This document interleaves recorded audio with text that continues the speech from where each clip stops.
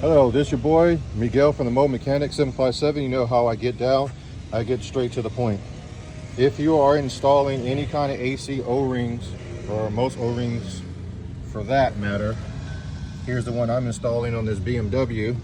Take you some oil, lubricate around the O-ring, and it will seal itself, and it won't be doing a bunch of leaking. If you decide not to do that, there's another one over here that I have to do on this high pressure side. You have a high chance of probability of it's going to be leaking. So just lubricate it a little bit all the way around and you're good to go. This is just a mobile mechanic tip. I'm trying to help you guys the best way I know how. If you like these videos, please like, subscribe, share, and please leave positive comments. Thank you.